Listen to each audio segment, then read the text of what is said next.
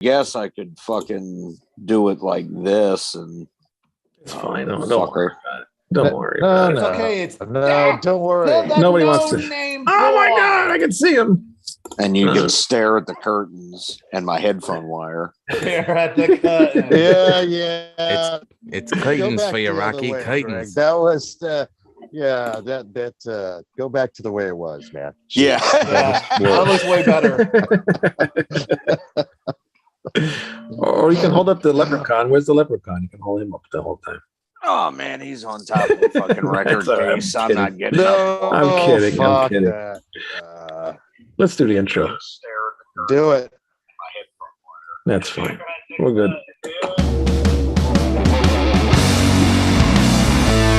It's time for Red Salad Review with your hosts, Wayne Noon, Greg Narlo, and Lou Max.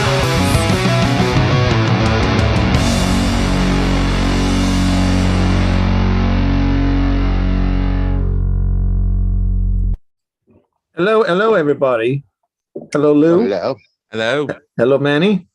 Hello, James. Bruce. So And hello, Greg. it's actually not evening. Greg. It is the special guest of Greg's disembodied voice. Take it away, Don Pardo. It is the spirit of Greg.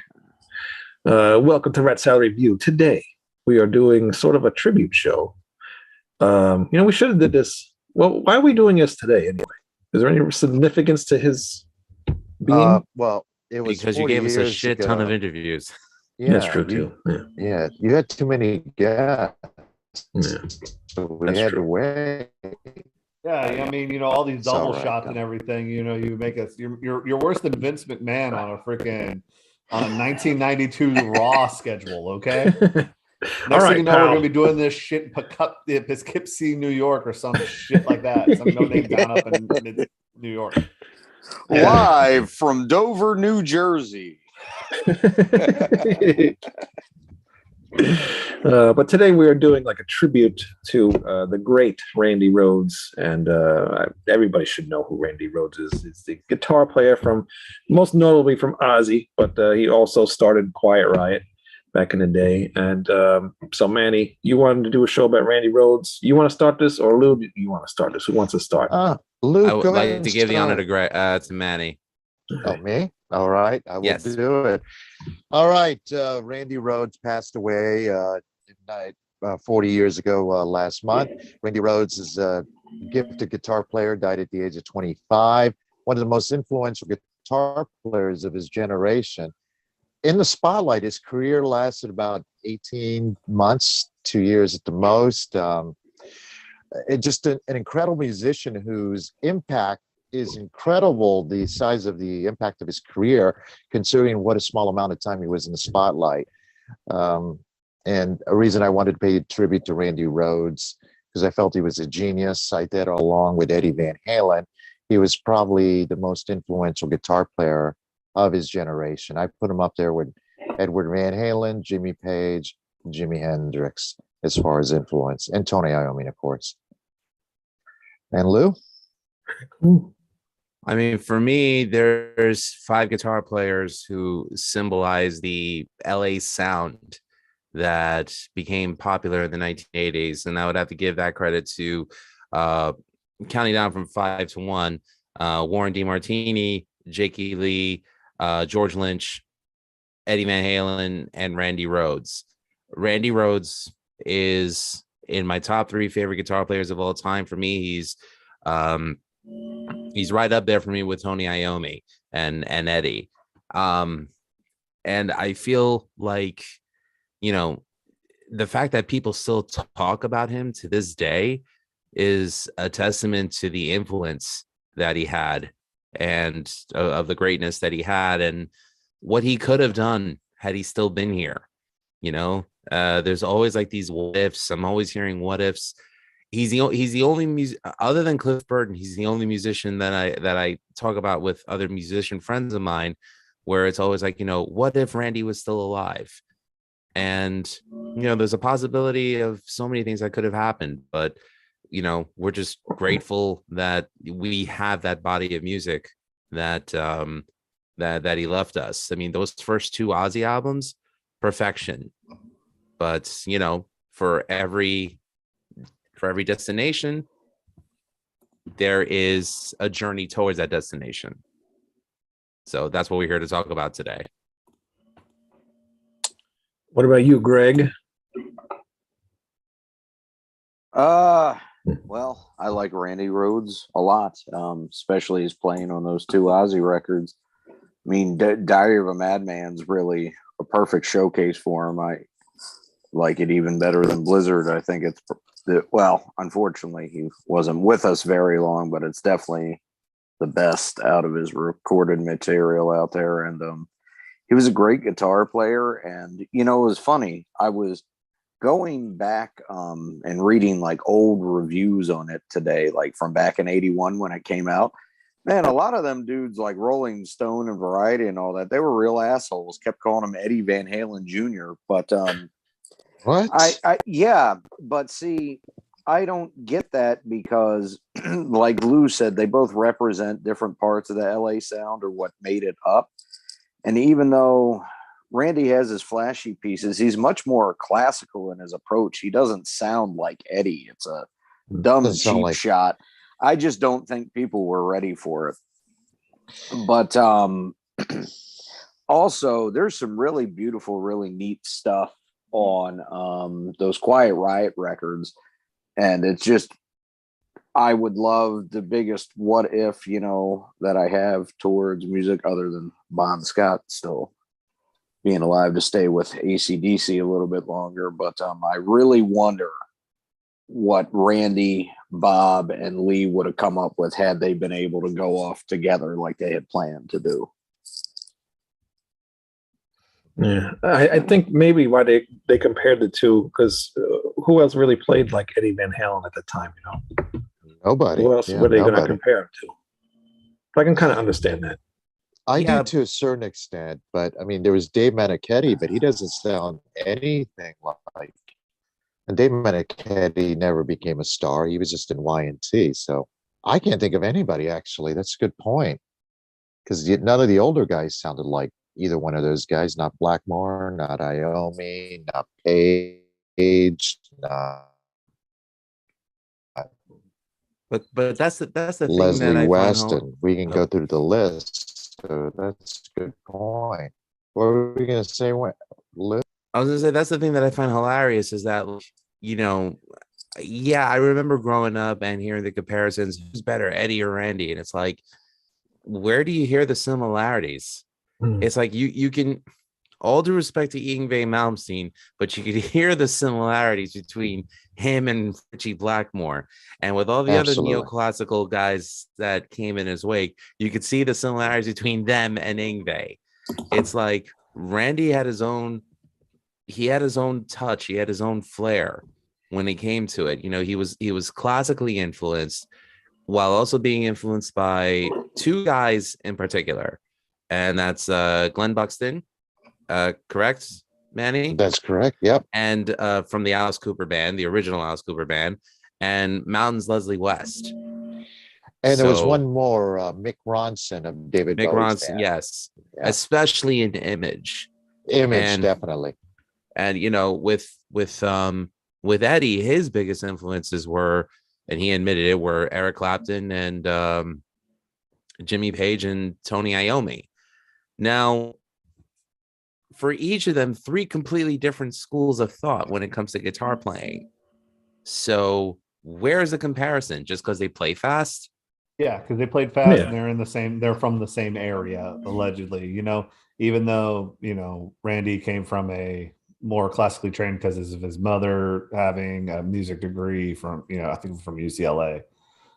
So he had a lot more of that music background where I don't know where Eddie got his, cut his teeth, but it's a lot different sound. I mean, he was, Randy was listening to a lot of things before he found Alice Cooper, and that kind of sent him down that path.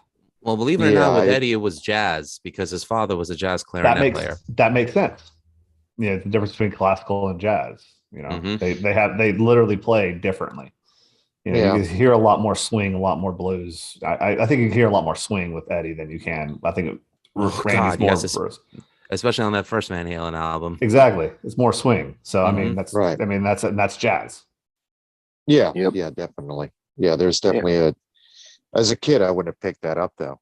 But you're right about Eddie Van Halen. Yeah. Um, And then if you do go back historically to his time in Quiet Riot, you know, that was right before Van Halen got signed, and they were like the two premier LA bands battling against each other at the time. So thinking about it, that competition might have carried forward, I guess, into reviews and shit in the 80s. yeah, that's true. But those Quiet Riot, that first Quiet Riot album, I mean, the songwriting partner was Kevin Dubrow. And Kevin Dubrow hadn't developed as a songwriter yet. And I guess in fairness, neither Randy Rhoads, maybe completely, or maybe the ideas were there and the production was terrible. You know, I mean, I'm not sure where I lean on that side of things. On it's that it's album, it, it's tough to say with some of that stuff because where there's there's a couple of them like one that I really like, except I think it's on Quiet Riot too, but the acoustic like ballad After Glow of Your Love, it's not yeah, really the way it's written all that interesting of a song. It's all Randy's playing that makes it interesting and brings out these other qualities. But writing wise, yeah, some of it still needed some work. yeah, You can say a lot about Quiet Riot though. yeah, that's true. But there's a Well, song this on is Quiet before Riot. cocaine became a hell of a drug. So, But I mean, it was There's a a little lot bit of more love hope songs. at Like this it was point. like, and I was texting you guys, like going like, this is a lot of love songs, guys. I mean, they really needed to get laid. Well, they were young back then. Yeah, Well, there we one thing to mention though, After Glow of Your Love was a Small Faces song written by Steve Marriott and Ronnie Lane. That's right. That's right. That Oh. is the cover tune. So Yeah. I have a bootleg CD. There's It a doesn't song. say any of that on it. It just lists the song titles, so I didn't even realize that. but the funny thing is, if you compare the two Quiet Riot albums that Randy did with them with their future releases, there's a cover song on every damn album. That's They were true. doing covers That's back true. then. Absolutely true. There's one song on Quiet Riot 1. There's the only place I spot Glenn Boxton's influence on their playing. And it's Look Into Any Window Yes. off Quiet Riot 1. That is the only one that I go, all right, they listen a little bit of Alice, here or there, but that's it. Oh, That was by design. oh, you think? Yeah, I think so too. So Yeah, but, and that was actually Randy's first contribution to Quiet Riot, and yeah, that's such a great song. I mean, I love it. Both versions, the one that was on the first album, and also the one that was released in '93 on Quiet Riot, the Randy Rhoads years. Although this is definitely more updated in terms of its production value. They redid the vocals and the drums and the bass, and they put Randy's guitar sound through Carlos Cavazzo's amp to give it an updated sound because any guitar player could hear there's a huge difference in tone from what he did in the 70s to what he ended up doing with Ozzy, because the difference is with Ozzy, he was able to afford a Marshall tube amp and his MXR pedals and all Was able that. to buy that good shit, pal. That's right. And but we all know Kevin DuBrow was on the cocaine. I mean, come on, it's what killed him in the end. Sorry, not sorry. It is what it is. yeah, that's true. Why do you guys think Randy Rhoads he's had such a short career? I mean, Hendrix's career was 3 or 4 years, but Randy's makes Hendrix look like he had a 40-year career. It's so short. I'm not talking about the Quiet Riot years. I'm talking about Ozzy. In your guys' opinion, why do you think his influence remains having such a small recorded output? I think it's because It took having the star power of Ozzy to appreciate it, because nobody, I mean, let's be real, who other than the real metal junkies listened to the first two Quiet Riot albums? Yeah, I didn't even know they existed. Yeah, no one ever knew that they existed. So it was able to get him out there to see that he was such a supreme talent. And maybe that's one of the terrible things that, it's one of those things like we didn't know what was going on there. But I mean, you hear Mr. Crowley and everything, you could tell the guitar riff immediately. You know what song it is, and I got those type of songs that are just amazing. But I think it was the partnership with Ozzy, even though he's an amazing singer. Might not be the best songwriter, but he's a great singer. Greg, you go ahead.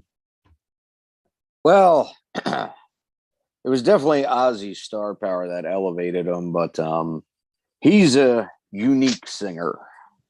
But I would not go so far as to call him good. And one thing about his vocal style is, well, there's no other way to say it really. And even Iommi and Geezer said it in interviews previously.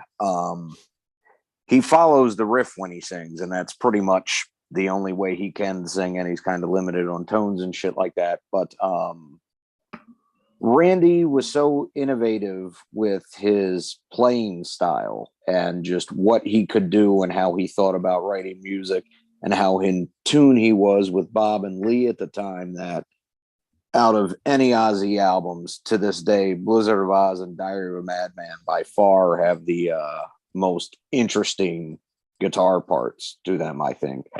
I mean, Diary of a Madman especially it's almost like a giant metal symphony that just leads to this insane crescendo on the last two tracks. SATO, I mean, if there's one track that really makes you think, wow, what would he have done in the future? It's that one. That is just such a brilliant song. It is. And you bring up another. Go ahead. I'm sorry, Greg. Oh, yeah. Sorry. I'll finish up real quick. But what I was going to say was, for example, the next album, Jake's a good guitar player and did some interesting stuff on Bark at the Moon. However, like the ballads on there, they're kind of lame and some of them are skippable. And even though Tonight isn't necessarily the best song on here, the acoustic and the different pieces Randy does on it is what makes it interesting and really elevates it to the next level. And I just, as good as Jake could play, Zach, etc., I just don't think anyone else ever had the ingenuity that Randy Rhoads did, that played with him in his solo band, obviously. Well, you also brought up another good point. The amount of growth between Blizzard of Oz and Diary that weren't even recorded a year apart is incredible, as far as not only technique but songwriting. He had a short amount of time between albums, and how much he grew as a player and as a songwriter just in that short amount of time. It's incredible. For me, I think it's just, there's a danger element on those first two Ozzy albums with Randy, Bob Daisley, and Lee Kerslake. There's a real sense of, oh crap, what are they going to do next? And those albums are like 42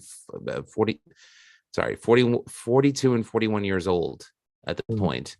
And I could still listen to them both to this day and still say, geez, what's coming up next? And still have like that bug of excitement every time I hear it. Diary of a Madman is my second favorite album ever, right after Van Halen's Fair Warning. And again, why I love that album? Because there's a sense of danger and excitement that comes to it. And to me, the only two albums that come close to that danger element are Diary and Iron Maiden's Killers. So, there, I just told you my 3 Desert Island albums. But I mean, with Diary, it was just, I believe it or not, Over the Mountain was the first Ozzy song I ever heard. And I think I was 3 or 4 years old when I first heard it. So here I am as a young kid whose only experience with music is what you saw on Sesame Street. One of these things is not like the other. And then all of a sudden, one of these kids is dead.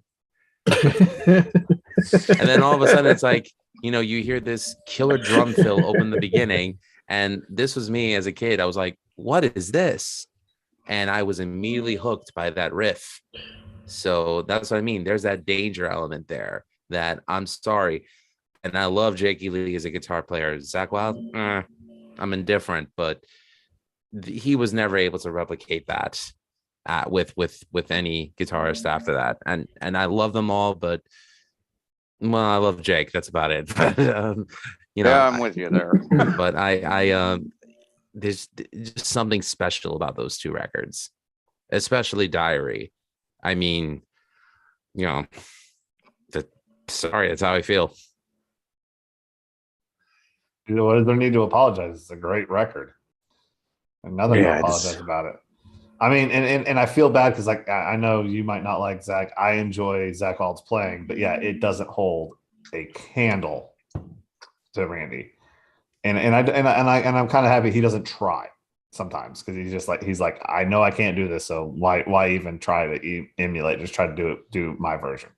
The biggest problem I have with Zakk is just the over abuse of pinch harmonics. Oh yeah, I get it. Yeah, like every other fucking note. It's a trick. It's a one trick. It's a good trick. It's a good trick. Yeah, but he's not pulling a fucking quarter from behind your ear. He's writing albums for millions of dollars. Christ, spice it up once in a while. If a magician kept trying to pull a quarter from behind my ear, after a while, I'll punch him in the face. I'm like, motherfucker, just give me the whole $100 bill. I was in a band that the guitar player did the same thing all the time. Those pitch harmonics. Don't say about Phoenix Rain. No, I was in a band. Yeah, yes, I was Phoenix Rain. Oh, that was your band. Yes, I said I was in a band. The guitarist did those pitch harmonics all the time. And just yes, he did, and I had to listen to that fucking album all the way to goddamn York from Virginia, and I was like, "What the fuck is this?" The songs are good, so yeah. Just to chime in on the chat here. Happy 420, by the way. That was from Mandir.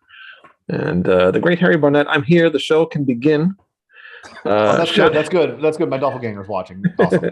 Shout out to Eric Adams. That guy is awesome, he says. He is awesome. Oh boy. We have to bring back, if you say it 3 times, he comes back. Oh no. Lou, you were supposed to send me a video I was supposed to play, I think.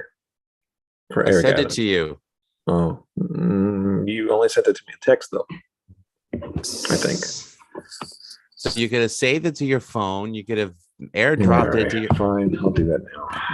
What Lou's trying to say is poor planning on your time does not constitute an emergency on his. How dare you try to call him out in the middle of the show, you jerk? The boss of this show is so fucking unprofessional. That's us. He's not even motley smoking. crew of bub pirates. No, I don't smoke at all. He's not the one smoking. I mean, I have a. I don't either. Tomorrow's National Drug Test Day for me, so I mean. Are you serious? I can't afford any artificial joy, so I'm out. It's natural, man. It's the sacrament, It's all listen to some Peter Tosh. The sacrament. I was listening to Diane Wood today, and I was like, I don't need to smoke any pot. I could just listen to this and get high. I think that's a different high, though. That's not a weed high. That's like meth. Well, today I listened to Corpse Grinder's solo debut. That was I actually enjoyed it from Cannibal Corpse. Yeah, awesome. Harry meant our mayor Eric Adams, and not our friend Eric Adams. Yeah, fuck him too. Oh, damn it! He said it that guy times. And then he says I suck, which I do because I feel like I'm not adding too much to this episode, but only because I got into Ozzy like really late. Okay. Later than I should have. It was probably like around maybe when I was in high school, probably around 95-ish, 97-ish. So I didn't really get to enjoy listening to like the Randy Rhoads era because I grew up listening to Zakk. So I was always impartial to Zack's stuff. But obviously he's not the same player as Randy Rhoads is. And everybody remembers Crazy Train, that guitar intro, that always sticks out to me, and I would imagine that's it's almost like Smoke on the Water. You hear that guitar intro, you know what that song is already. You don't need to really hear too much of it. So just for that, I mean, Randy Rhoads, he was awesome for the short period of time that he was here. And it just sucks that we never got to hear more come from, what maybe the third album would have been, or if he just left rock and roll all together and went on and did whatever he was going to do. It'd be cool to see what he would have turned into, nowadays. It would have been very, very interesting, especially in the 80s when the age of shred. I don't think he would have been a shredder, but it would have been interesting to see where he would have taken things. And I agree with you. Well, I'm pretty positive, unlike one of my other heroes, he wouldn't have hooked up with Sammy Hagar and started writing songs for Soccer Mom. So, definite missed opportunity. Well, I think Sammy Hagar. Album. You don't know this. I think Sammy Hagar tried to be the guitar player after Randy Rhoads died. I'm not sure if that's true or not. What is it with these guys? Michael Schenker, Sammy Hagar, Carmen Appice, who claimed that they were all, courted for all these bands. I don't no idea. I'm trying to be a whore. Well, Carmine, I believe there's a difference. Carmine, I believe, because he has played with Ozzy, he has played with Rod Stewart. He was an in-demand drummer that he always got the gig. And then Sharon fired him, like she fires everyone else who becomes more of or makes himself more to be a focal point than Ozzy. So, it happens, I guess. But I digress. Anyway, but I will say, in regards to the whole shredder thing, and one of the biggest things is I say that Eddie was more influential in terms of rock music. I mean, I wouldn't call Van Halen a metal band. I would call them like a hard rock band. But, the Ozzy stuff, I would definitely call metal. And, a lot of guitarists who came in his wake, he set the precedent with the use of the Flying V, probably more than Schenker did. I mean, people use Sandoval Flying Vs because Randy's most famous guitar was the polka dot Sandoval Flying V. Because everybody watched Crazy Train, because that video was on MTV everywhere. Yes, and regarding Crazy Train, I'll take the live version over the studio version any day. I just think the live version has so much life to it. But the funny thing is, though, Grover Jackson made him the first Jackson Flying V, the white one with the black binding. Right. There were 5 of them made.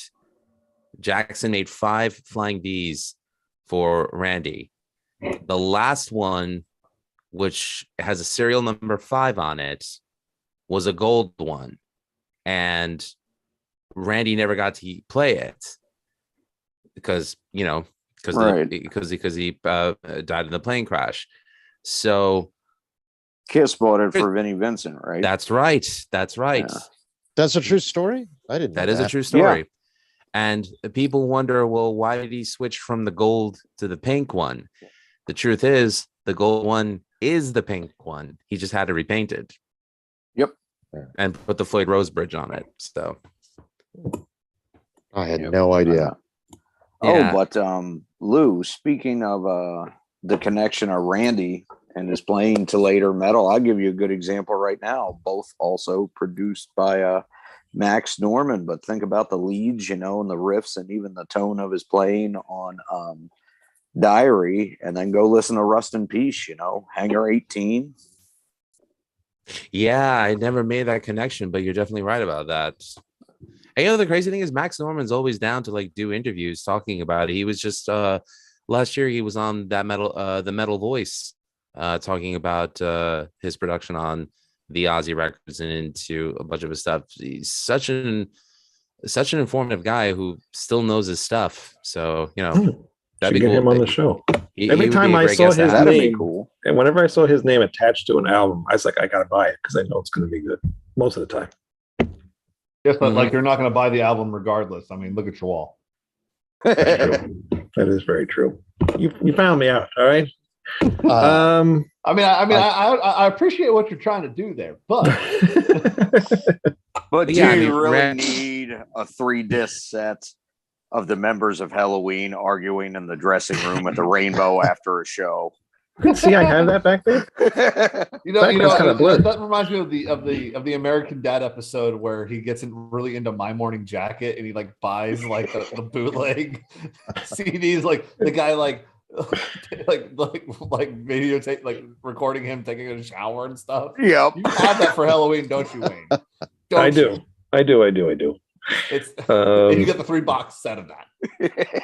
But to conclude my point, Randy influenced Shredder, so yeah. Oh yeah, absolutely. And I feel like some of those guys that came through in the 90s were really trying to, that's why everyone had to get a Flying V was because of Randy. So you already said absolutely. Yeah. Not you, Michael Schenker. Love you, but not you. No, well, God, Lou with the heat today. God Randy bless. I got heat. I give credit where it's due, and I just don't like it when people like to be glory hounds for themselves. I love Michael Schenker, but I can't. You know what to expect from him every time he does an interview. Yeah, and I mean, but definitely Randy. But then also, even though technically MSG would be a part of it, but a lot of the bands that influenced the thrash musicians from the new wave of British heavy metal, 9 out of 10 of those bands were playing Flying V's on stage.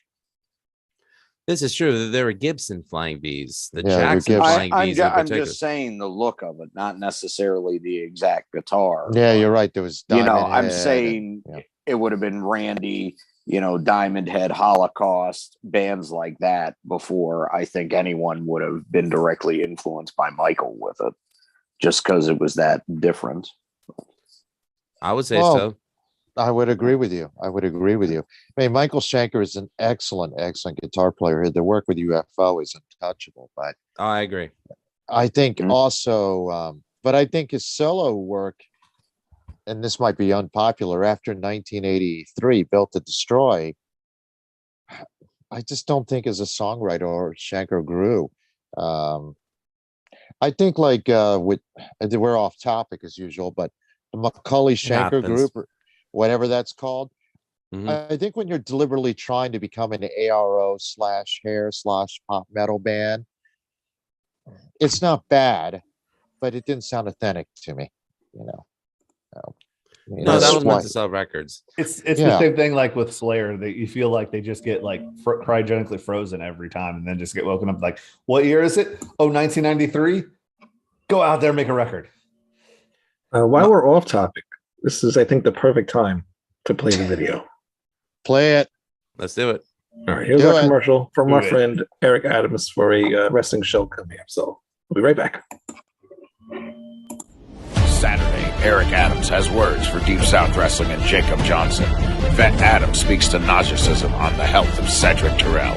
We have 5 questions with Skrilla the Great, an up-and-coming star. And in our main event, we go into the vault as Dwayne Bruce takes on the NWA Junior Heavyweight Champion Eric Embry. This and much more this Saturday at 8 a.m. on YouTube. Sponsored by Rad Style Review. Yeah, actually, it is. It is true. We got into the wrestling business, folks. Wrestling business. That's right, brother. $40,000 contract, brother. LIN. We did not go into wrestling. We went into wrestling. $40,000 contracts, brother. Dairy Queen every night, brother. Extra meat, extra cheese, no pickles, only onions, motherfucker. God damn. So here's my question, and if someone can answer this, I would greatly appreciate it, but I sincerely doubt anybody could. What was the reason that these 2 Quiet Riot albums were Japan only, and how did they even get that deal? Record label didn't sell in the States. No, it wasn't even released in the States. They were turned down by every record label. Remember, at the time, this is 1977 when this is released. Every record label in the United States had turned them down. Not just once, but twice. Actually, I think they formed record labels just for the sole purpose to turn Quiet Riot down. Anyway, they got a deal. Their manager was a guy, man, I cannot remember the guy's manager, Quiet Riot's manager now, but he had connections with a Japanese label. At around that time, Cheap Trick had Live at Budokan that sold very well. So the Japanese were looking for a similar type looking band, not sounding. So they got to deal with Japan for a very, very low budget. They sold very well over in Japan, but they couldn't get arrested over here. Matter of fact, the second album came out, I believe, in 1978. And the big thing going on in LA at that time was a knack. This is right before the heavy metal explosion happened. And keep in mind, there were bands like Stars and Angel couldn't get arrested. Aerosmith was on a downward spiral, even though albums were selling, would Draw the Line. Kiss were about to change their image with their solo albums and Dynasty. So hard rock, heavy metal was not in vogue, so they could not get any interest from an American label, and they were released overseas. The album sold okay, but there was so little thought or value put to those albums that somehow Kevin DuBrow got the rights of the master tapes from that. I think he just bought them outright from the management that was managing him at the time. And then he just held on to those albums for years until that album that you held in your hand, Quiet Riot, the Randy Rhoads years, was released by Kevin DuBrow. As far as the albums not being released, immediately after Randy's death, there was interest to release those albums by various labels, especially in Quiet Riot, to hit it big. Kevin DuBrow says he didn't want to release them, but he also neglected to say that Dolores Rhoads did not really like those albums. She felt that they would hurt, that's his mother, would hurt the reputation of Randy Rhoads as a musician, because she felt the songwriting and the playing wasn't up to what Randy's new fans were used to with Ozzy Osbourne. So that's the short version I have of that. Thank you for sharing that. And the funny thing is, though, with these two albums, and even with the Randy Rhoads Years comp that came out in '93, you could hear the impetus for what eventually became songs on Blizzard of Oz and Diary of a Madman. For example, absolutely. Laughing Gas, the song that they only did live because the reason why they didn't record it was because Randy always did a guitar solo in the middle of it. And, you know, Kevin DuBrow said in an interview, he said, yeah, one time we let Randy go for 10 minutes. We just let him do his thing. And it was sounding too good. We didn't want to stop him. So they can never get it right in the studio. But in that guitar solo, you could hear Deed Goodbye to Romance, similar to what he would do in his guitar solos with Ozzy. But on top of that, when they got out of the song, you heard the impetus for Crazy Train. Yeah, true. Crazy Train, actually, that riff in E started the outro for the song. So there's a lot of little tidbits in there. For example, another example, Breaking Up is a Heartache. That's the original version of You Looking at Me, Looking at You, especially the guitar break. Force of Habit, that's Suicide Solution. So, you know, it was crazy hearing that. I'm just like, wow, there were those elements of greatness in there. They definitely were, but it's not the Quiet Riot that we grew to know with Metal Health. And, you know, for me, my two gateway metal bands were Def Leppard and Quiet Riot. I say that proudly. So, you know, you compare these two to Metal Health, there's no comparison. It's like two completely different bands. Like Kevin DuBrow was still looking for his voice, I guess you could say. Yeah, I agree. He didn't discover his naughty holder type scream yet. I agree. And I don't, this may be wrong to say, I think Randy Rhoads is too talented for a Quiet Riot. That's no disrespect to Kevin DuBrow. I just don't think as a songwriter they fit. I mean, like you point out, there's all these gems hidden within that guitar solo, just that guitar part and Laughing Gas, and DuBrow didn't recognize it, or maybe Randy didn't want to waste it with him. I don't know, you know, but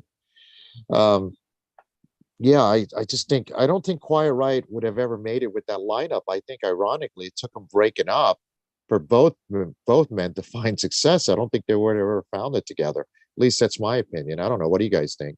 I would agree, because I feel like, and that's no offense to Quiet Riot, but I feel like they succeed more on simplicity than they do on you know, actual, like, you'll never confuse Quiet Riot with like Dream Theater.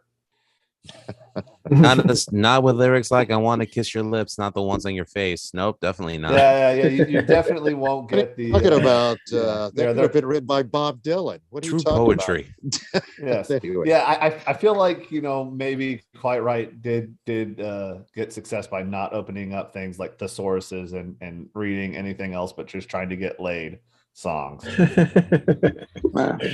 Yeah, I don't think his guitar playing would have fit in any of that stuff that became popular. It was Quiet oil Riot. and water, but they were friends at the beginning, and then the king kicked in. Well, we definitely have to give credit. I to, also. oh, sorry, Greg. Go ahead. Sorry. I was going to say I also. Yeah. Ha ha ha. Very funny. I think it was also severely limited by being really, the fact that they were all young and he was really the only real musician / songwriter in the band, and just with their abilities, the first Quiet Riot record's more like a bad glam pop album. It's not even really quite glam rock. I don't think they quite attain that until the second one, but I just think he was limited, even as tight as they were, by who he had around him at the time, and he needed to get beyond that to grow. So even if they had stayed together, I don't think he would have been on Metal Health or anything like that. And I'm gonna be perfectly honest, I don't think he would. Sorry, guys, my phone was dying, so I had to plug it in. So sorry about that. That actually might make it sound better. Well, mute yourself. I honestly think that Randy might not have been all the way to. They might not have. He might have made one more Ozzy album or something like that. Be right back, guys. So, yeah, the funny thing is, and it's a fact that in between breaks of the Diary tour, when they went back, Kevin DuBrow, and Greg, if I'm wrong, you can correct me on this. He was continuing, not Quiet Riot, but he was doing DuBrow with Frankie Banali and Chuck Rice. And I don't think Carlos was a guitarist in the band yet. But you are correct. He was not. He was doing that. And whenever Rudy Sarzo and Randy were on break from tour, they'd actually get up on stage and play with Kevin and Frankie. Yeah, they were called DuBrow at that time. Yeah, correct. And the friendship was still there. Although it's funny though, because one of the things that led to Rudy Sarzo coming in and meeting Randy in the first place. So let's give credit to the original Quiet Riot lineup, which is Kevin, Randy, Kelly Garney on bass, who Randy taught, and Drew Forsyth on drums. Now, Kelly hated Kevin DuBrow to a point where understatement. You got to admit too, though. He was their photographer that just kind of was adamant and decided that he was going to be the singer of the band, and made them deal with it until he had to learn how to sing acceptably. I can kind of see how some tension may have been started. I can too, but they also give Kevin DuBrow, both Randy Rhoads and even Kelly reluctantly have given Kevin DuBrow credit. Kevin was a go-getter. He's the one who was able to book gigs. He was able to grab management. He was the guy that did all these things for the band. Considering how young they were, that's pretty impressive. But he was definitely the go-getter. I'm not saying Randy Rhoads doesn't, but again, they were all, as you guys point out, they were all kids basically at that point. And Randy was only 25 when he died. That's crazy. Yeah, well, Kevin's also the only guy I know who almost had a hit on him thanks to Kelly Garney, which apparently over a drunken night, one night between him and Randy, when he was apparently James said it was a gun that he brought with him. Greg said it was a buck knife. Whatever the case, it's a weapon. It was a weapon, and Randy and Kelly ended up fighting instead.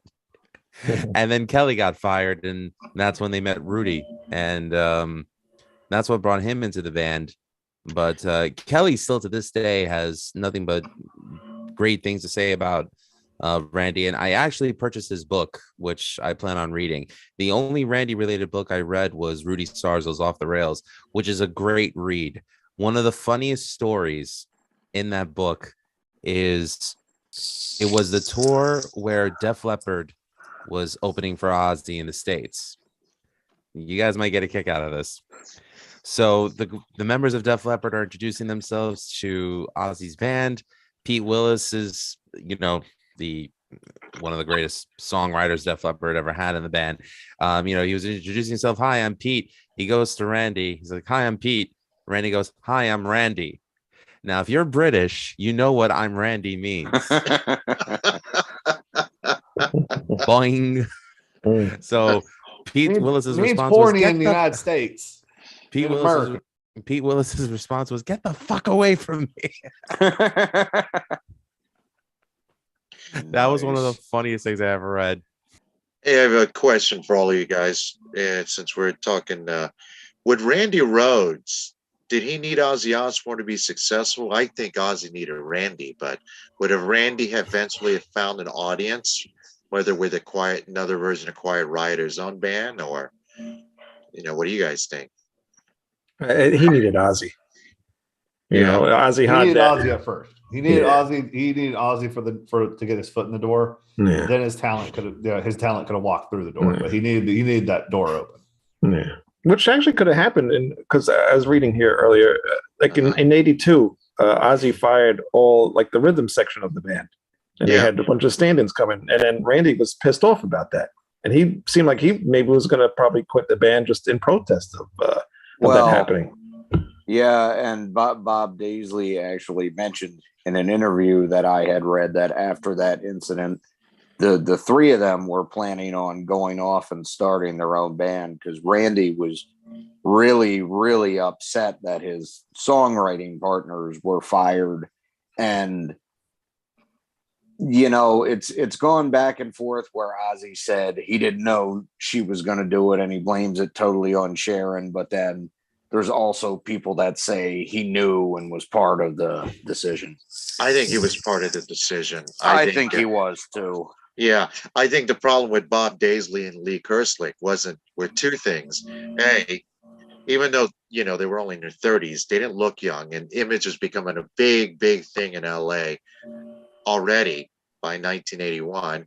And two, these guys wanted their fair share of the royalties, and that wasn't going to fly altogether with Sharon. As a matter of fact, they were in a lawsuit for decades, those two men with Osbourne. Yep. I don't know how Randy Rhoads' estate is treated when it comes to royalties. That I don't know, but I don't think they're on talking terms with Ozzy. I think they just get I think he still collects the royalties, his estate does, but in terms of having a one-on-one relationship with them, no. Sharon burned the bridge on that. Oh wow. Shocking. This just in. And by the way, this edition of Blizzard of Oz that I have is not the original pressing. Wait. It's unfortunate to say that this is the one that's got Mike Borden on drums and Rob Trujillo of Metallica, not Korn, sorry. What's the difference? Faith No More and Metallica on. I'm kidding, James. As the rhythm section, just to screw Kerslake and Daisley out of royalties. But they added them back in later, right? Because fans were pissed. Yeah. Speaking of which, on Diary of a Madman, on my vinyl album, it's got a picture of Sarzo and Tommy Aldridge, but the guys that actually play on it are Lee Kerslake and Bob Daisley, right? Correct. Yes. Okay. They for the US and Japanese versions of the albums, Aldridge and Sarzo had already been decided on as the replacements, and since they came out after the UK and Europe pressings, they have them on there. And Daisley and Kerslake are only credited as songwriters. Yeah, it doesn't even it gives credit to those guys, but they're not even on the album. It's that's what I thought. Again, that was management's idea to screw them out of what they were due. It wasn't until right before Lee Kerslake passed away, rest in peace, Lee Kerslake, that he was actually able to get the gold and platinum albums that he rightly earned for Blizzard of Oz and Diary of a Madman. Yep. So, You I know was what back. amazes me more than that, though, is What's that that? Bob Daisley continued to work and write songs with Ozzy right up until Osmosis or No More Tears. payment Whatever, up too. front, and that was Yep. it. Yeah, well, I think because at that point it was clear. Like Lemmy wrote with Ozzy, but Lemmy was given the money up front and told up front, this is Yeah, but an odd thing Lemmy said was that he collected more from the songs that he wrote with Ozzy than he did from any Motorhead album because the songs were played on the radio and on MTV. Mom, I'm Coming Home. Lemmy wrote that. Yeah, he wrote that. Yeah. So he was collecting bank from that. Yep. Wow. I think Randy Rhoads' career is lasted such a short time. That's what amazes me about it. It just came and went. You guys are a lot younger than me, apparently. There's no I was- apparent in that, Manny, Yeah, unfortunately. we discussed I was only 3 years old when Randy Rhoads died. And James and Greg weren't even born yet. Why do I look so much younger than you, then, Wayne? Anyway, I don't just know. kidding. Because you're I'm divorced, just the that's hair. why. kidding, Wayne. I think it's the hair. Married life. Yeah. But when he died, I was 12 years old, and it wasn't treated as a big deal. It wasn't until a year later, it was stupid at the time. Keep in mind, there was no internet. It was magazines like Hit Parader and Circus, which, if you read, are pretty terrible. But that's all we had. Suddenly, they started elevating this guy, who had only been dead a year, so it wasn't that long. And then Tribute came out. Actually, Greg, is Tribute the King Biscuit Flower Hour show that was played during Randy's lifetime, or is it a different show altogether? Do you know anything about where that show was recorded or shown? I'd have to look up and see where it's recorded real quick, but that was actually the original prep that they were doing for a live album that they planned on releasing at the time, but Ozzy didn't feel right doing it, so they quickly arranged the Speak of the Devil tour and recorded that album of just Sabbath covers in its place. Well, I know originally one of the bones of contention with Randy and Ozzy was because they were managed by Don Arden, Sharon's father, and he was very angry at Tony Iommi because everyone was afraid of Don Arden except one person, apparently, Tony Iommi. He wasn't afraid. He just said, "Get the hell out of here. You're fired," Yep.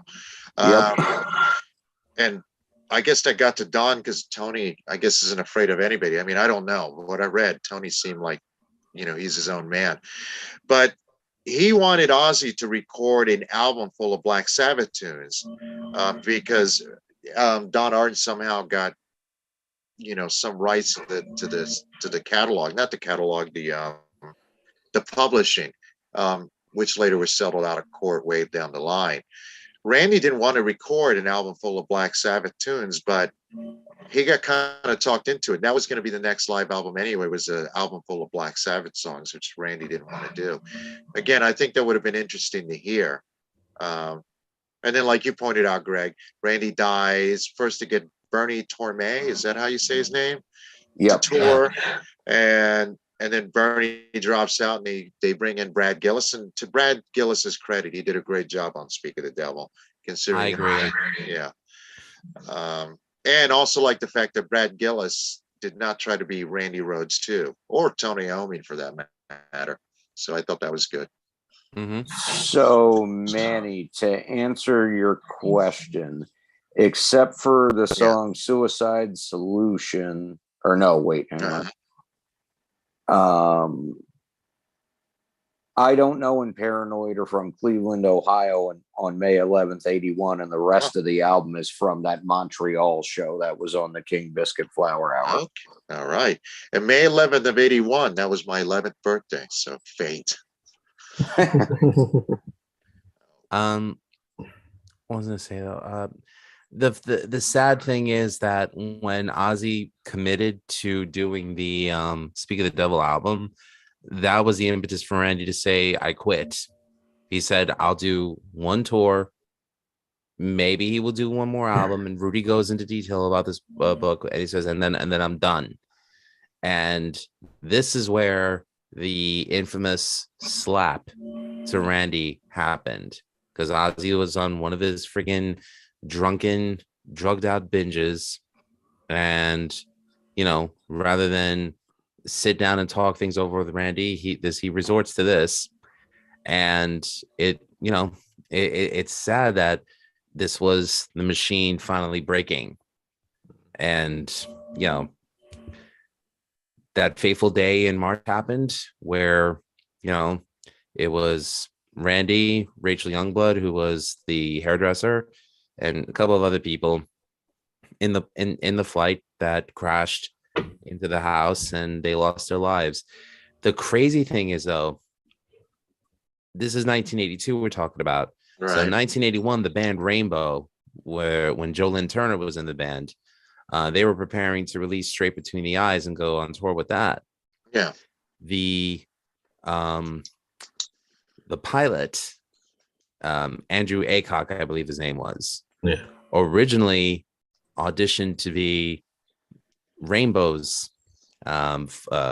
pilot, and Joe Lynn Turner was interested in him. Richie Blackmore said no, and Joe said, why? Richie's answer was, there's something black about him. Something evil about him. Turns out he was right. Well, it also goes to the story of that was, I mean, he was like the bus driver for that tour, and they were broken down or something like that, or they were taking a rest, and he got in the plane. He actually had done, a couple of different joyrides prior to Randy getting on the airplane. And then that's when the infamous trying to buzz the bus getting lower and lower and lower each time, because that's what pilots like to do until it was too low. And so, you know how insane that story is.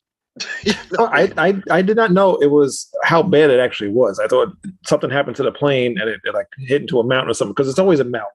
So I didn't really know. Movies, this was always a mountain. It's always a mountain. A fucking movie. I know. The unfortunate truth is there was a drugged out cokehead who, lost his pilot license and said, "Hey, I'll take one flight," and boom, we lost. It was the second flight. He had already done a flight beforehand. Yeah, he did a flight, and Randy tried to talk Rudy Sarzo into going. Yeah, apparently he took up keyboardist Don Airy and tour manager Jake Duncan, and they went up a couple times, and then when they came back down, they got Randy Rhoads and the other woman, the hairdresser, to go with them. And, Rachel Youngblood, and then they went up. But I was also reading too that Randy was kind of like a jokester, so he was, with the slap to his face, he was trying to maybe scare Ozzy a little bit while he was sleeping in the tour bus. So that's why they were going towards the bus to try to pull a prank on him. And then actually they did it 3 times, and then the 4th time, it's always that fucking 4th time, 3 strikes you're out. They clipped that bus. What? Yeah. What? That's called a ball. Not 3 a strikes. 4 balls. Three strikes. 3 strikes. And that 4th one. Baseball, you play That 4th one. He shouldn't have did the 4th one. He went too far. Do your public school fucking math going down. Are you a Mets fan? Is that and then a mountain came into the scene, and the wild mountain. He's still rooting for the Brooklyn Dodgers to come back. Yeah, the wild mountain in the Florida Everglades, sure. Yeah, just out of nowhere. Wayne's favorite movie is The Sandlot. Popped up. It just Guys are fucking up this whole thing. It's a terrible fucking way to die. Well, Wayne That just made me think of Eddie Murphy in the first Beverly Hills Cop when he's still in character trying to bust this guy's officers. You wouldn't believe this shit. The truck man, it just stopped. It just stopped. Do you know where his last show, Randy Rhoads' last show was at? No. was it at Tennessee? Franklin, Tennessee. It was in the Knoxville Civic Coliseum. Oh wow. In Knoxville, Tennessee, where I'm gonna go see here in October, Martin Short and Steve Martin.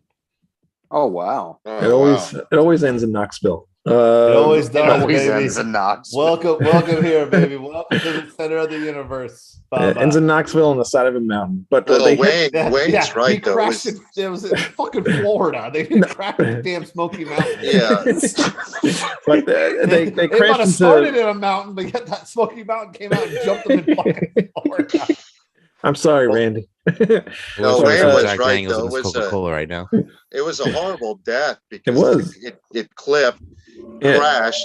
Randy's body was burned beyond recognition. I mean, Everybody's was, and they couldn't identify anybody, but they had to. The only way they could identify anybody was through their dental records, which is pretty fucked up, you know. Yeah, They I were mean, it burned was. that I bad. mean, it must have been an instant death, but I mean, And then they crashed into the house that they were staying at too. So it was, but yeah, that's pretty shitty way to go. But yeah, the sad thing is, to Ozzy's credit, he never really recuperated and still hasn't from Randy's death, which shows that he truly did love him.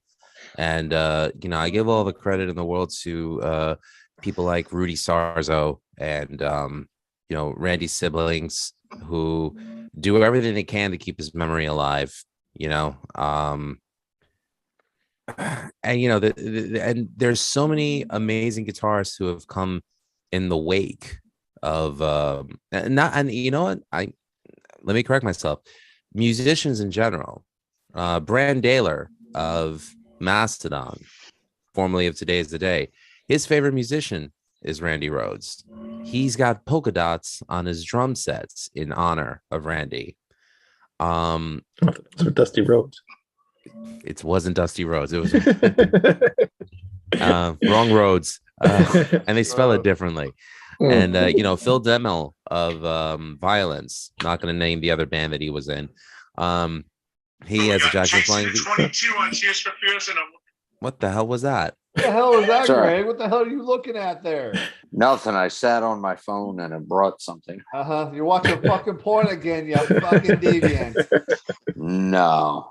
It's 3 strikes, Greg, and you're gonna hit a mountain. Dude, shut up. Wayne, I'm wondering who's a bigger train wreck, you this episode or Celio in past Halloween episodes. Anyways, at least he's not Eddie Trunk. Yeah, we can all be grateful to Buddha that none of us are Eddie Trunk, but I digress. You heard the new Michael Schenker album. UFO is my favorite band. Michael, you're the greatest guitarist that ever You're lived, not friends dude. with Ace either. We can't be Eddie Trunk. None of us know Ace Frehley personally. Nope, I don't know anybody cool personally. Continue. I know Lou. you personally, and I'm quite ashamed of you.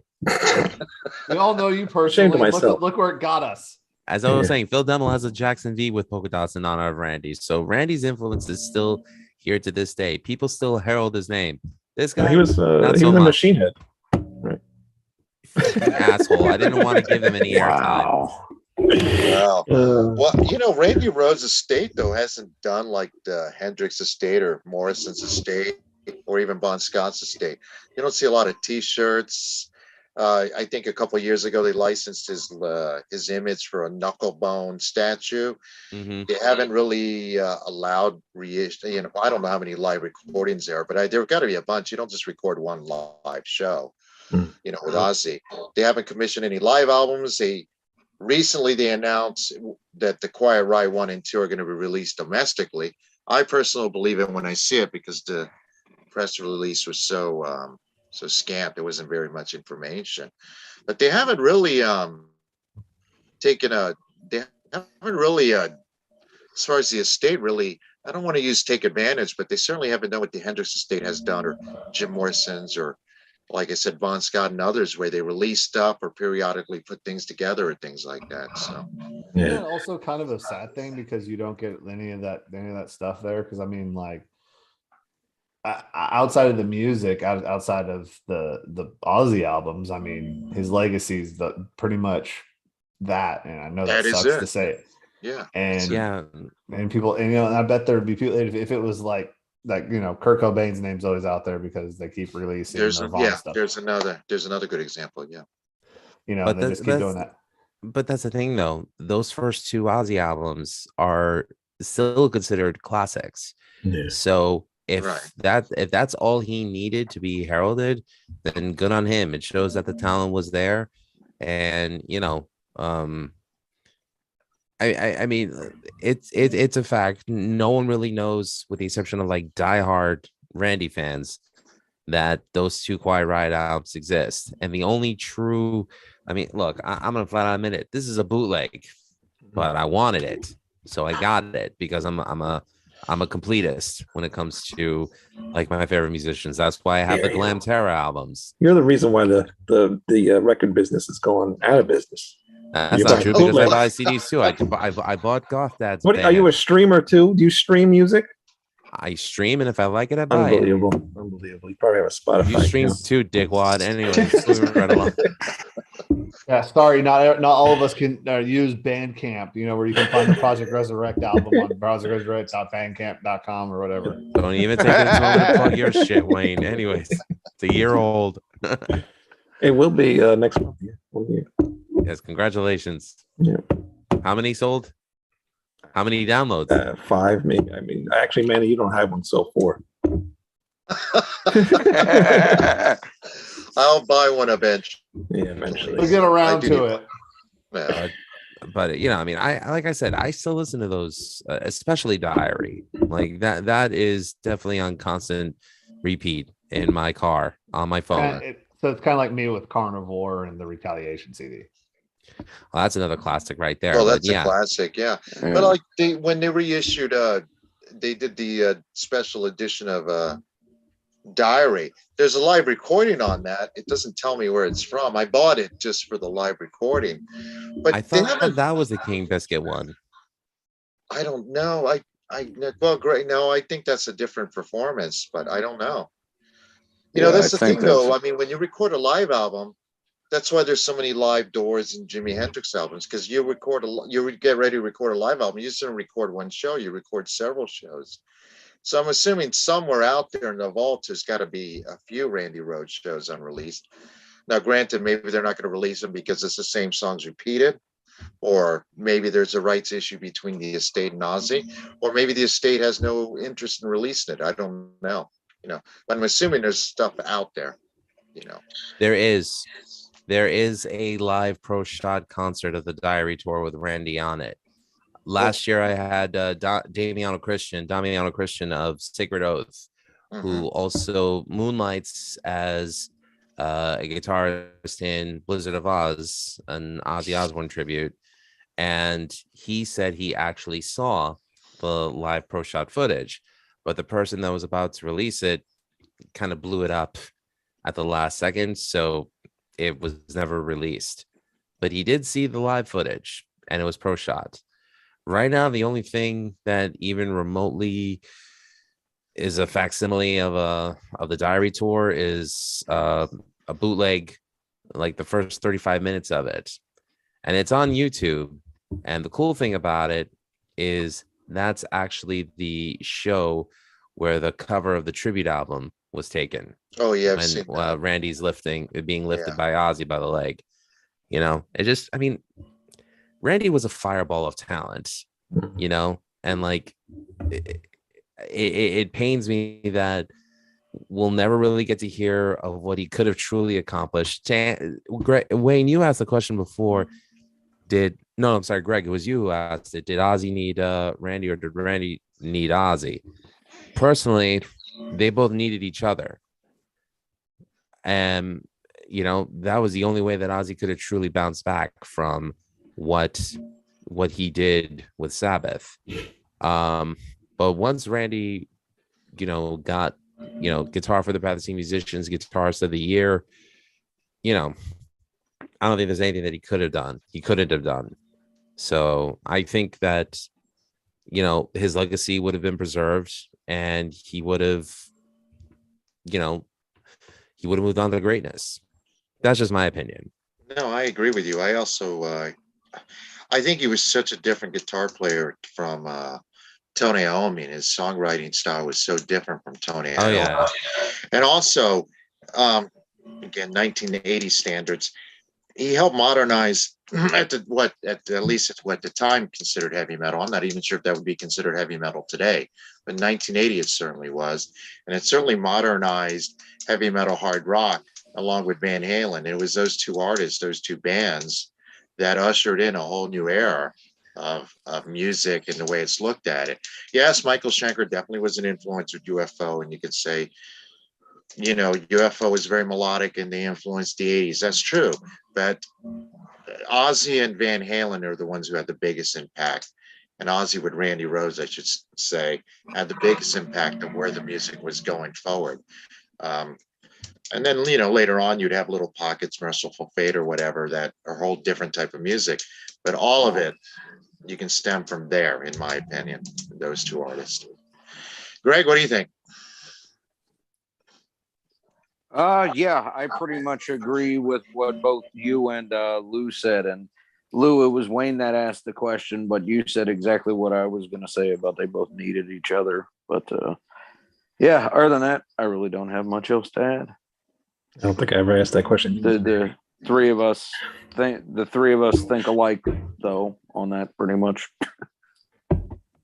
James, I think you said that Ozzy needed Randy needed Ozzy, right? I think at the beginning, Randy needed Ozzy at the beginning, and then probably, and it did show that going through after Randy's departure from the earth, the albums did suffer. I mean, I hate to say it, but oh god, am I making Wayne laugh over there? Anyway, I don't know why you're laughing. I don't know why you're corpsing, but we need to send for the man. Like I hate to say this, but like, what is an iconic post Randy song outside of No More Tears? Bark at the Moon. Bark at the Moon is all I can think of. Maybe Shot in the Dark. Maybe. But I mean, but that's the point I'm saying. I mean, we're talking Ozzy, commercial. Yes, I'm talking about like success, like as in. Oh. Because I mean, like Ozzy really went through a lull there after Randy died, and it's no disrespect to Zach Wilde. He just can't do the same things. He just physically can't play the same way.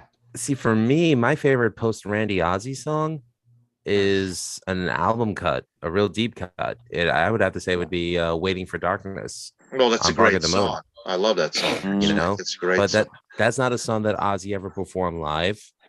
I mean, I've only seen tribute bands attempt to perform it live. My pick would be "Secret Loser" from The Ultimate Sin, and the Wraith soundtrack. Oh yeah, that's right. Wow, there's a movie I haven't seen in a long time. What we forget about Ozzy, because we keep thinking of what a huge story was when he got fired from Black Sabbath. So he was, people forget he didn't quit. He got fired. He was at a low ebb, and the chances of him becoming a solo success probably weren't very, very high. He was unreliable toward the end. He wasn't known for his songwriting. And the fact that, much to Ozzy's credit, when Dana Strum brought Randy Rhoads in for audition, immediately Ozzy recognized his talent. I guess I shouldn't be surprised because he spent like 9-10 years standing next to Tony Iommi, but it's still the fact that he recognized it, and that whatever instincts Randy had, he knew how to write for that voice for Ozzy. He knew what was, Crazy Train. And like Wayne pointed out, it's like Smoke on the Water of the 80s generation in a way. And he knew how to write for that voice. And the fact that he also had Bob Daisley and Lee Kerslake there, who had veteran guys who, that lineup was magical in my opinion. I don't know if I believe in fate, but that certainly looked like fate there. Oh yeah.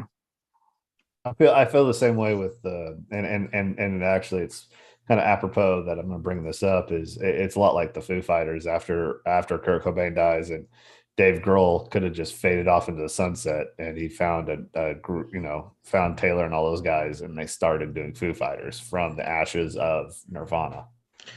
And again, that's a good point, because who knew that? I had no idea Dave Grohl had that much talent. I mean, I knew he was a great drummer. Actually, he's an excellent drummer.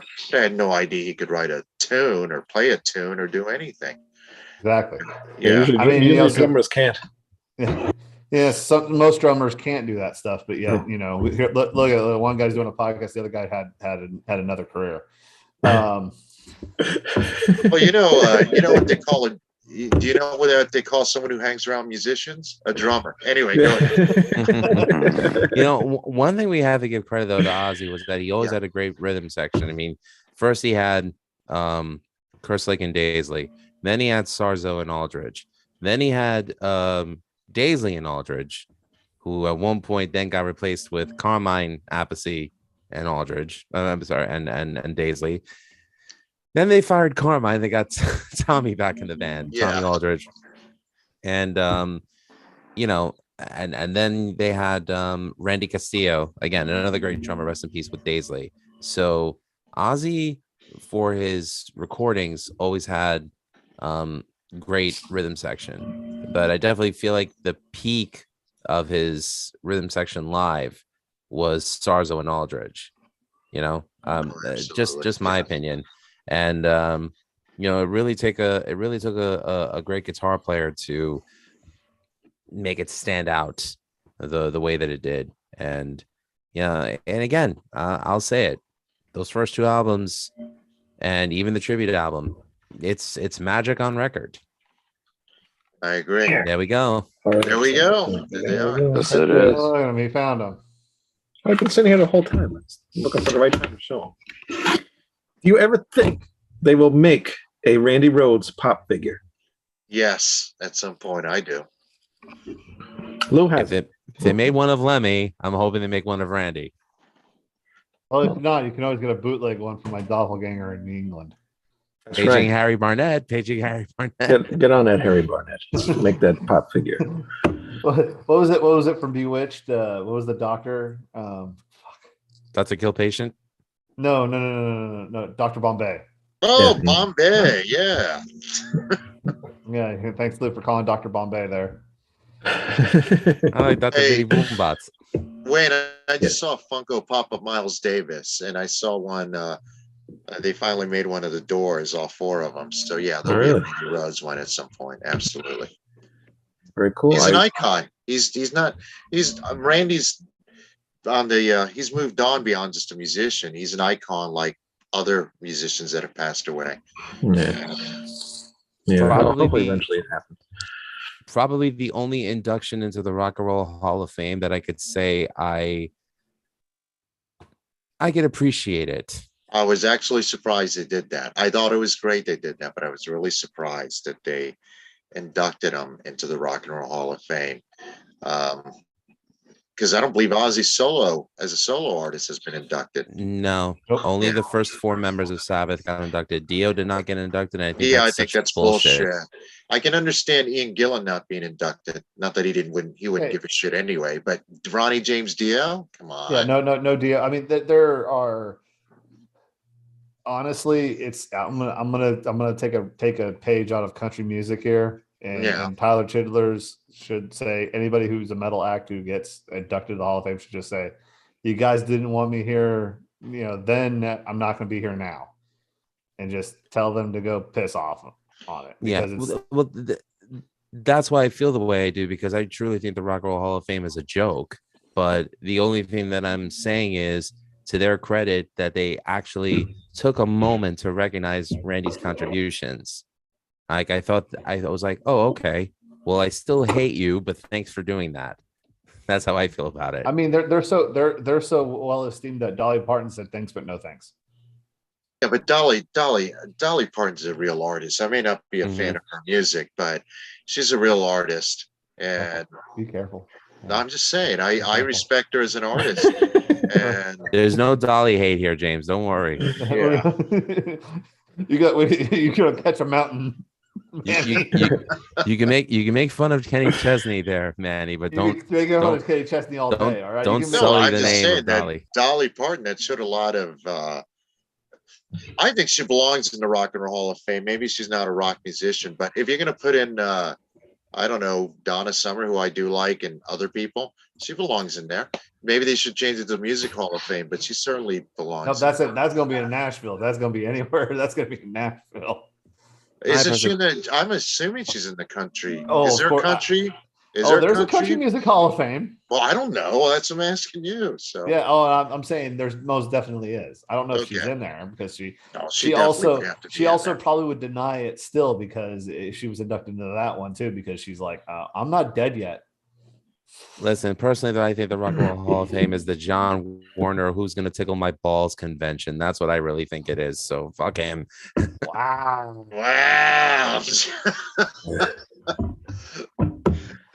Right. Well, All I right. was really surprised, but especially look, it took Kiss about 300 years to get in. Alice Cooper, Deep Purple, and Eric Carr still didn't get in.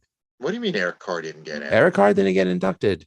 It was just the original Kiss, four. or did I lose my mind here? He was in Kiss, wasn't he? Yeah, but they only inducted the original four. What about all they did was, Kulick? Yeah.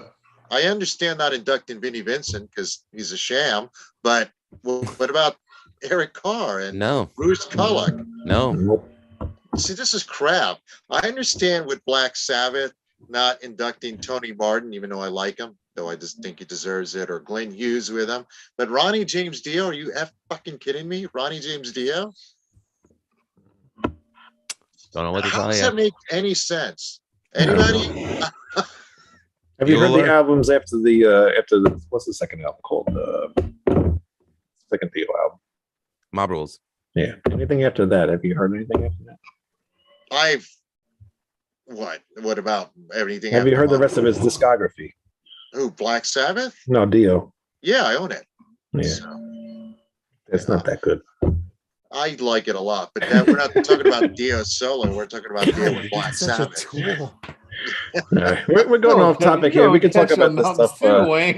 Yeah, well, we're definitely off topic. We're completely off topic. So I mean, here I'll say, the true Music Hall of Fame is in Nashville, and it's the country music one because they at least have the balls to put in actual acts that are worth a shit.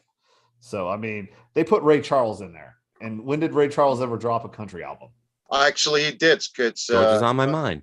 Country Western album. It's actually pretty good. Check it out. I bet you he didn't see that coming. Yeah. Oh, boo. That's a fucking poor taste. Wait. That's worse than the joke I said to Carl Kennedy. Wow. Oh, jeez. But, you know, I mean, 40 years, Randy Rhoads is gone, bringing it back. 40 years and Randy Rhoads is gone, but we still remember his great music. We, you know, many of us adorn his t-shirts still. Yeah, it's not officially licensed by the Rhoads estate, but that's how much we love Randy. If we see Randy on a t-shirt, we'll get it. You know, and trust me, for me, a dream guitar to own would be a polka dot Sandoval V. That would be great. I just don't have the funds for it. So if you'd like to, please donate to my PayPal at musicisLifepodcast@gmail.com. And, you know, the Human Fund, money for people. But yeah, we love Randy, man. That's really what it is. All right. The guy's important to the foundation of where metal went from the 80s to now. So without him, God knows what Ozzy would have done. He dead. Dead. He'd be dead. Quite possible. Honestly, I mean, you know, like Lou and Manny had, and I think even James had said, he needed Randy, and if he hadn't been able to find a good, strong guitar player like that, he might not even have gotten the deal, because the only one that was really in his corner was Sharon. I mean, Don wanted nothing to do with him. As soon as he could dump him off, he gave his management to her brother. Yeah. Wow. There is one interesting thing to add to the story, though.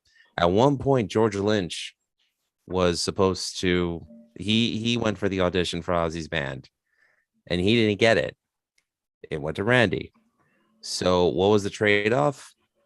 George got to teach at Musonia, which was Randy's family's music school.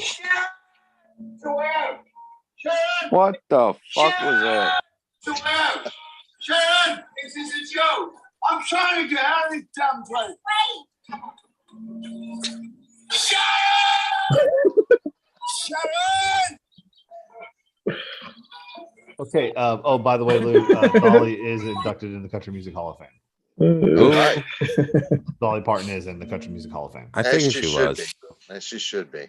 All right, let's end this. Yes, else? I'd like to, Right. I like to I end faded you, out Wade, long after that. ago. What was All that, right. Greg? I said, yes, please, let's end it. I faded out long ago when the Rock and Roll Hall of Fame came up. Soon as I heard Dolly Parton, I just muted myself and started watching South Park. Oh, You I were thought I heard never here at the snoring. beginning, Greg. You're the disembodied voice, so you were never here to begin with. So what makes you And- stop and- now? And we know we can't trust you. Look at what's behind you. Mountains. 3 strikes.